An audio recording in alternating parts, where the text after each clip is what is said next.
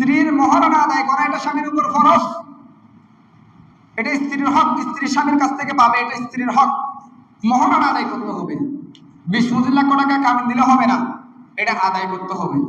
তবে এখানে একটা মাসালা আছে যে আপনি কি সাথে সাথে আদায় করবেন নাকি পরবর্তীতে আদায় করবেন। সাথে সাথে আদায় করতে পারা এটা উত্তম। সাথে সাথে কাবিনের সাথে মোহরানা দিয়ে দেওয়া এটা কি উত্তম। এখন আপনার কাছে নগদ এতটুকু অর্থ নাই, তখন আপনি আপনার স্ত্রী থেকে অনুমতি নেবেন যে আমি এতটুকু মোহরানা আমার পকেটে এখন দেওয়া সম্ভব না, আমি পরবর্তীতে আস্তে আস্তে আপনাকে এগুলো দিয়ে দেব। এভাবে করে কি নিতে হবে, অনুমতি নিতে হবে।